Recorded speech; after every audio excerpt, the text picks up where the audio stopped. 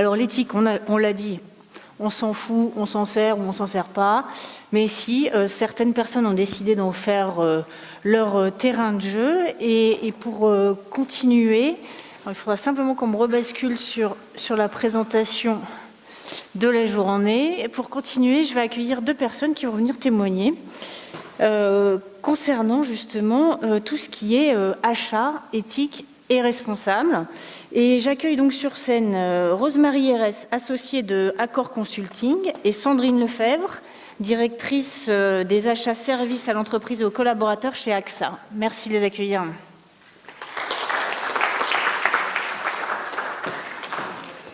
Mesdames, c'est à vous. Bonjour. Bonjour.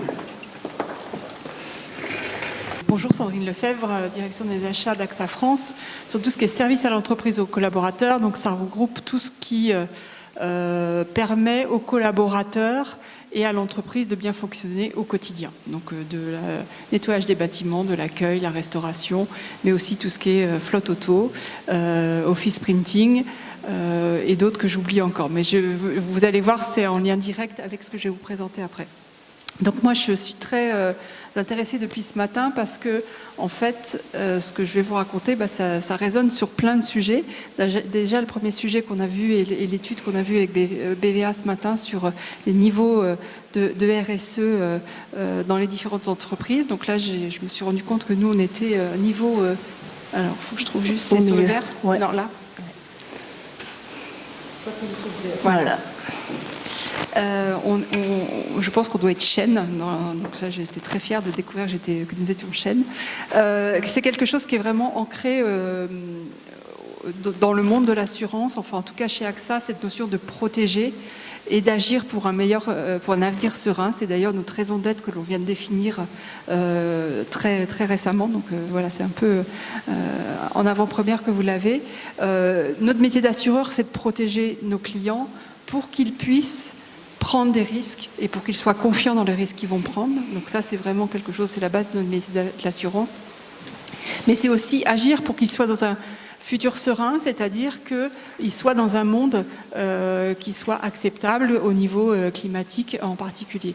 Et pour ça, on a un engagement RSE assez fort autour de tout ce qui est la prévention, que ce soit par exemple sur des assurances citoyennes, c'est-à-dire que toutes les assurances, tous les nouveaux produits que l'on propose aujourd'hui, on va arriver bientôt à 100% de nouveaux produits labellisés assurance citoyenne. Donc à chaque fois, il y a un vrai engagement autour de ça. Sur la prévention, on intervient beaucoup auprès des écoles et des enfants, parce que c'est eux les citoyens de demain, autour de tout ce qui est la prévention sur Internet et les permis vélo, par exemple. Donc ça, c'est vraiment un axe de travail, de fond, qu'on a depuis plus d'une dizaine d'années. Ensuite, on souhaite agir beaucoup sur le climat, à la fois via ce qu'on a mis en place chez nous, des labels éco-gestes. Donc c'est vraiment au niveau de chaque collaborateur, les sensibiliser en quoi ils contribuent à ce geste pour la planète. Et puis le dernier point, c'est plus tout ce qui est diversité et inclusion, et donc accueillir l'ensemble des collaborateurs, quelle que soit leur religion, leur façon d'être, leur sexe, leur genre, leur handicap, visible ou non, dans l'entreprise. Donc moi, les achats responsables vont s'inscrire dans cette logique-là d'entreprise. C'est vraiment une déclinaison, mais qu'on essaie de pousser le plus loin possible et qui se décompose sur 2 façons, sur des achats inclusifs et des achats responsables. Alors les achats inclusifs, on va être justement sur comment on favorise dans la façon dont on achète nos produits le recours à des sociétés du secteur travaillé, adapté, protégé en particulier, mais aussi comment on fait travailler les PME et les TPE sur le sol français en particulier, et puis tout ce qui est bassin d'emploi plutôt défavorisé, comment on essaie de contribuer à maintenir de l'emploi dans certains bassins d'emploi. Ça paraît très simple quand je le dis comme ça. En fait, c'est une volonté forte des achats à chaque fois de pouvoir embarquer dans nos appels d'offres ces différentes catégories, pas toutes à chaque fois, mais celles qui sont pertinentes en fonction de l'appel d'offres, et d'inciter nos fournisseurs, à nous proposer des solutions qui intègrent ces contraintes-là, et aussi à pousser et favoriser ces sujets-là auprès de nos clients internes, parce que le challenge est là, à un moment donné, c'est de se dire comment je peux, moi en tant qu'achat, où je suis censé réduire les dépenses, peut-être proposer une solution qui va coûter plus cher à un instant T qu'une autre solution, mais qui nous permettra de jouer ce rôle sociétal. Donc c'est vraiment un arbitrage que l'on a à faire à chaque fois, mais en tout cas en amont, nous on incite et on sollicite les entreprises pour qu'elles nous répondent dans cette logique-là. Après, tout ce qui est achat plus responsable, ça va être de se dire justement comment on contribue à au verdissement, on va dire, de nos actions. On a notre président Thomas Boll qui a pris des engagements la semaine dernière, le groupe AXA. Donc on prend un engagement d'avoir des investissements à hauteur de 12 milliards d'euros sur des investissements verts qui vont se traduire à la fois par des obligations vertes, mais aussi toutes les actions qu'on peut faire dans notre immobilier, je vais y revenir, et sur nos actions au quotidien. Et AXA France, donc moi je suis chez AXA France, c'est 40% de ces engagements-là. Donc quelque part, pour l'année prochaine, on doit répondre à cet engagement de 5 milliards d'investissements verts. Donc comment on y répond? Donc nous, AXA France s'est déjà engagé sur ces sujets-là, c'est pas quelque chose qu'on démarre. En particulier sur tout ce qui est l'énergie verte, ça fait 5 ans qu'on est en énergie 100% verte sur tous nos bâtiments basés sur le sol français. Ça représente 400 000 m² en France, AXA. Donc voilà, et on va aller cette année un cran plus loin. On souhaite maintenant pouvoir se dire vraiment savoir où on achète cette énergie verte. Donc c'est aller vers un producteur vers lequel on va acheter directement cette énergie verte pour l'ensemble de nos besoins. Et comme par ailleurs AXA a une activité d'asset management et qu'il achète des biens verts, donc on va aller utiliser les assets utilisés par AXA pour alimenter en énergie verte tous nos locaux. Donc voilà, c'est vraiment ce qu'on souhaite mettre en place cette année, un cran plus loin. Après, on va essayer de voir si on peut le mettre de façon européenne dans un premier temps et peut-être plus ensuite. Sur la partie tout ce qui est mobilité, c'est ça? Oui, mobilité. C'est donc en particulier la flotte auto, où aujourd'hui on s'est donné des impératifs depuis un certain nombre d'années autour du taux de CO2, qui est bien en dessous des normes préconisées par le gouvernement. Maintenant, pareil, ce qu'on veut aller, c'est se dire comment on peut offrir un parc auto. Alors je mets auto entre guillemets parce que plutôt une offre de mobilité qui réponde vraiment aux usages de nos collaborateurs et qui puisse être de l'auto ou autre chose. Donc ça peut être du vélo, du covoiturage. Donc on ne veut pas se limiter à parler de gestion de flotte auto et que la voiture, mais vraiment gestion de la mobilité dans l'entreprise et favoriser ce verdissage.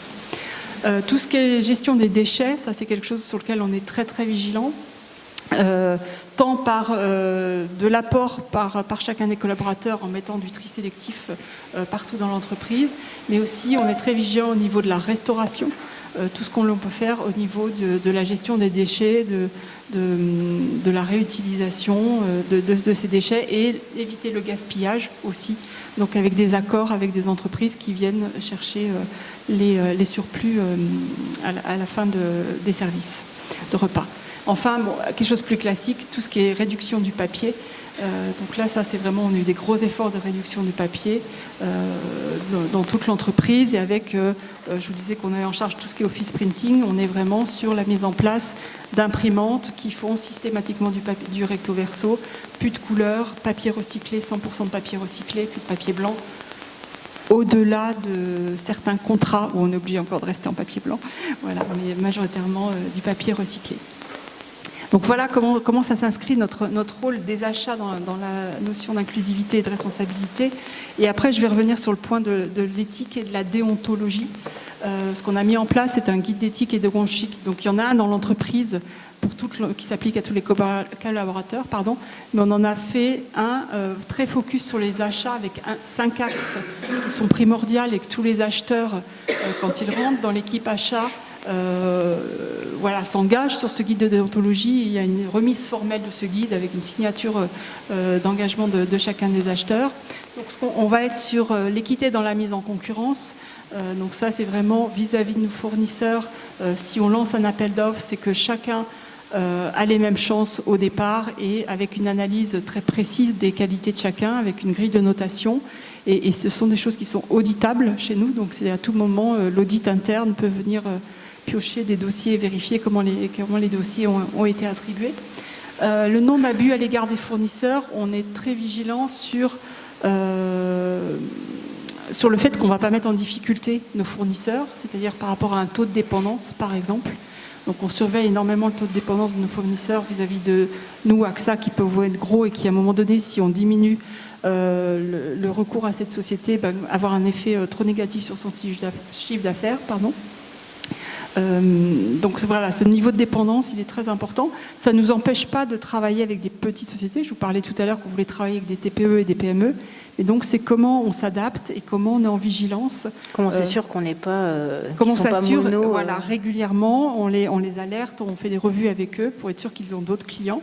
Ou si parce qu'ils ont perdu un gros client et que tout d'un coup on devient majoritaire, leur client majoritaire, on essaie de voir avec eux comment faire pour traiter ça au mieux et qu'on ne reste pas dépendant trop longtemps. J'accélère, je termine. Non, sur l'absence de conflit d'intérêt. Bon, là, c'est plus classique dans les achats. Chaque acheteur doit déclarer aussi, certifier chaque année, signer une déclaration de non-conflit d'intérêt. Ça peut arriver parce qu'on ne sait jamais à l'avance avec quel fournisseur on va pouvoir travailler, mais il suffit qu'il le déclare à ce moment-là et c'est lui qui ne traitera pas ce dossier-là. Les autres choses plus classiques, le refus des cadeaux et avantages. Donc là, nous, en termes on est au premier euro à la direction des achats, donc on refuse tout cadeau ou s'ils sont moins de 100 euros, en tout cas, il faut les déclarer et en faire bénéficier l'ensemble de l'équipe. Et puis la confidentialité, c'est garder confidentiel l'ensemble des informations qu'on a sur chacun de nos fournisseurs. Donc voilà dans quel domaine on évolue au sein d'AXA au niveau des achats. Et donc cette charte est signée par l'ensemble des collaborateurs? Oui, collaborateurs achats. Achat. Oui. À leur arrivée, là, j'ai intégré une nouvelle personne au mois d'octobre et on a fait une remise officielle du guide de déontologie et la signature du non-conflit d'intérêt, ce qu'on fait tous les ans ensuite. Ok.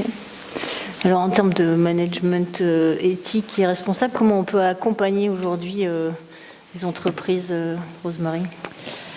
Alors, avant de effectivement peut-être parler de l'accompagnement de manière un peu plus spécifique, Sandrine vient de nous parler de posture, de pratique dans le monde des achats, en fonction achat. Évidemment, il va être question de posture et aussi de pratique dans le management éthique. Mais je voulais quand même qu'on prenne quelques instants, même si je sais qu'on est très en retard, je vais essayer de faire très très vite, pour peut-être ensemble redéfinir ce qu'on entend par management éthique. Et je vous propose une définition de Paul Ricoeur qui dit qu'en fait, le management éthique, c'est le fait d'instaurer un climat de confiance et de respect au sein et entre les parties prenantes de l'entreprise, c'est-à-dire les collaborateurs, les clients, les actionnaires et les fournisseurs. C'est important, évidemment, et le management éthique a aussi une ambition qui me semble tout à fait pertinente, qui est finalement celle de rendre le monde de l'entreprise meilleur et en adéquation avec les aspirations les plus profondes de la société. Et c'était finalement sous cet angle que j'avais envie d'aborder avec vous aujourd'hui le management éthique, c'est-à-dire au-delà du fait que management éthique réponde évidemment aux obligations légales RSE, management éthique en réalité répond, il me semble en tout cas, aux aspirations les plus profondes de la société. Et donc je vous propose de les parcourir rapidement. Quelles sont ces aspirations, en commençant par finalement les attentes et les aspirations de la nouvelle génération. Alors on en a parlé depuis ce matin, je vais faire assez vite.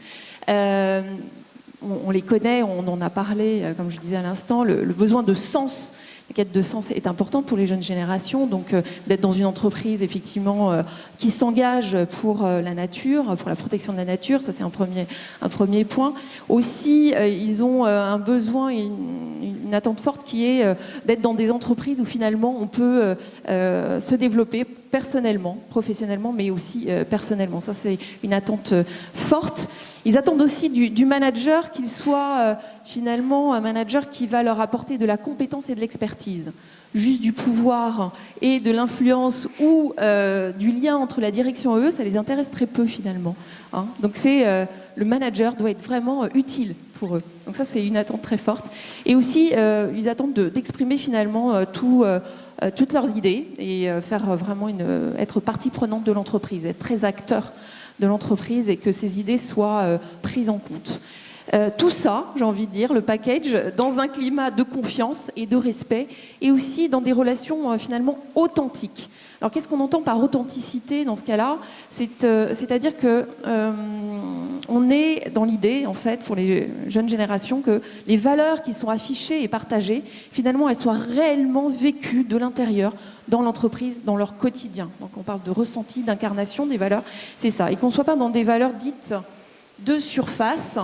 C'est-à-dire que est-ce qu'on affiche dans une entreprise d'être dans le respect et en réalité, au quotidien, peut-être que le manager finalement ne dit pas bonjour à son équipe et là, finalement, on n'est pas dans la cohérence et dans la congruence des valeurs et on n'est pas dans l'authenticité. Donc évidemment, les jeunes générations recherchent du sens, sont en quête de valeurs profondes, mais vraiment de les vivre au quotidien, que ce soit réel. Donc ça, c'est aussi important selon moi, et en lien avec le management éthique, justement. Ce qui est aussi intéressant de voir, c'est que finalement, on parle beaucoup des jeunes générations, mais c'est aussi de se dire que finalement, ça ne concerne pas que les jeunes générations, et ces valeurs sont partagées, ces besoins sont finalement partagés par d'autres générations. Et j'avais envie de vous présenter un modèle que vous connaissez sans doute, qui est la spirale dynamique. Alors, rapidement, la spirale dynamique, qui a été développée déjà il y a quelques années par Claire Graves, qui nous donne une indication tout simplement sur l'évolution de l'humanité et l'évolution des modes de pensée. Et on voit qu'en fait, sans rentrer dans le détail du modèle, c'est pas le lieu, mais l'objet, c'est de se dire finalement aujourd'hui, on est en transition entre deux étapes clés, deux mondes clés qui sont le monde dit orange au départ et le monde dit vert.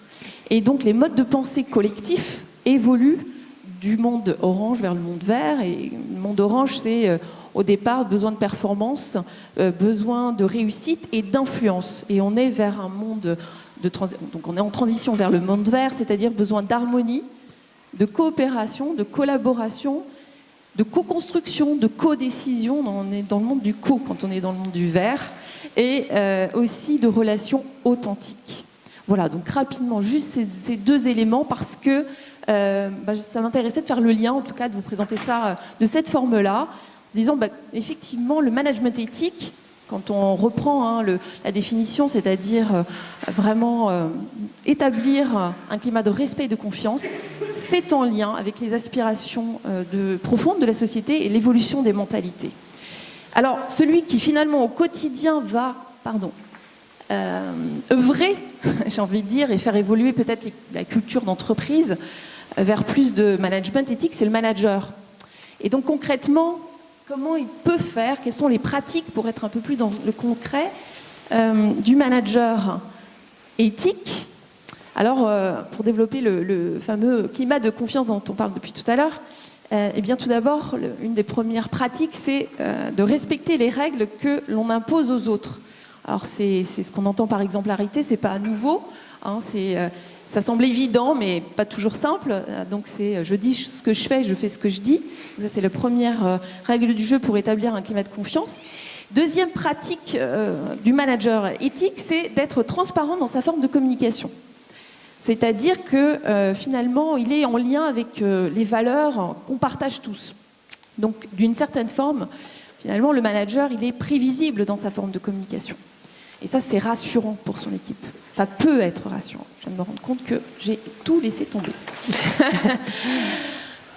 Être juste et équitable, évidemment, c'est avoir le même comportement avec chaque membre de son équipe. J'essaye de faire très très vite, mais c'est aussi pour être perçu comme juste en tant que manager. On sait aujourd'hui que pour, par exemple, un feedback constructif, il faut 3 feedbacks positif. Donc ça, c'est aussi important de se dire comment je suis juste dans mes retours, dans mes feedbacks, avec chaque membre de mon équipe. Être bienveillant, c'est la notion évidemment du regard positif. Le regard positif que je porte pour chaque membre de mon équipe. C'est aussi finalement une conviction que je devrais avoir en tant que manager éthique, qui est d'être sûr, en tout cas et certain, que chacun de de mes collaborateurs a toutes les ressources en lui pour réussir sa mission. Ça paraît simple, mais c'est pas toujours le cas d'avoir cette conviction profonde en tant que manager, parce que normalement, j'ai envie de dire, à part des erreurs de casting, normalement 80%, en tout cas une grande majorité des collaborateurs devraient avoir les ressources en eux pour réussir leur mission. Et donc à partir du moment où j'ai ce regard-là, cette conviction-là en tant que manager, mon attitude, mon comportement devrait être un comportement bienveillant avec mon équipe. Être honnête avec les autres et avec soi-même, c'est la notion de oui, je suis conscient de mes forces et de mes faiblesses, de mes points de vulnérabilité, bien sûr celles des autres également, mais je suis capable d'en parler. Et ça, pour établir un climat de confiance, c'est essentiel. Est-ce que je suis capable en tant que manager de dire, pourquoi pas mes forces, mais aussi d'exposer mes points de vulnérabilité. Lorsque j'expose mes points de vulnérabilité, je crée de la confiance dans mon équipe. Parce qu'à ce moment-là, chacun peut aussi parler de ses points de vulnérabilité. Et ça renforce le collectif. Enfin, être créateur de sens, c'est la dernière pratique, mais pas la moindre. Parce qu'on a parlé tout à l'heure, on a évoqué le management éthique comme étant un manager, un management qui respecte toutes les parties prenantes de l'entreprise. Eh bien, c'est respecter les actionnaires que lorsque, en tant que manager éthique, finalement, je dois faire le lien entre le projet d'entreprise, les objectifs de l'entreprise, les enjeux de l'entreprise et les projets individuels et personnels de chacun des membres de mon équipe. Ça, c'est essentiel. Je suis à ce moment-là, je crée du lien et je crée du sens. Et c'est aussi important, pas simple, évidemment, mais essentiel pour être ce manager éthique. Et fédérer au-delà. Et fédérer au-delà, effectivement. Des obligations opérationnelles. Exactement. Alors, c'est vrai que ça paraît pas simple, forcément, à mettre en place, toutes ces pratiques. On est convaincu que pour pouvoir être ce manager éthique, il faut faire un réel travail sur soi. D'accord. Et donc, est-ce qu'il y a aujourd'hui des entreprises dans lesquelles vous avez pu constater que la démarche est engagée Oui, alors je parle d'une entreprise, enfin d'une organisation plutôt, puisqu'il s'agit par exemple de Pôle emploi, on le fait aussi avec Orange. D'accord. Mais j'ai envie de parler particulièrement de Pôle emploi, puisque c'est tout à fait récent.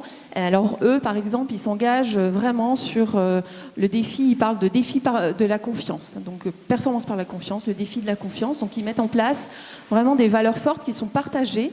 Ce qui est, ça c'est un point de départ important. Évidemment, tout accompagnement est différent selon la culture d'entreprise. Donc là, je donne un exemple, voilà, mais qui est intéressant, il me semble. À partir du moment où, effectivement, il y a ces valeurs qui sont affichées, qui sont partagées, ça c'est important. Il y a eu un travail de fait avec chaque manager, à la fois de prise de conscience, effectivement, un travail sur lui-même, j'ai envie de dire, de lâcher prise. Lâcher prise avec ses anciens comportements, sa capacité à finalement être plus en confiance et être moins dans le contrôle des activités, dans le contrôle des individus.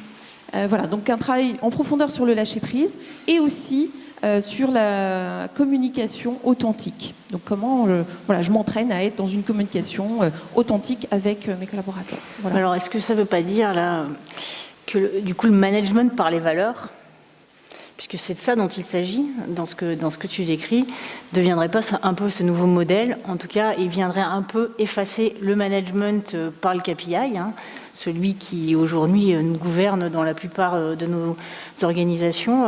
Est-ce qu'on a un renforcement, une montée de ce management par les valeurs? Et puis, est-ce que ça ne nécessite pas aussi une prise de conscience au top niveau? Oui, tu as raison. Quelque part, il y a une évolution vers un mode de management plus par les valeurs, mais ce n'est pas l'un ou l'autre. Non, mais voilà. Et on est vraiment dans le « et », pour le coup.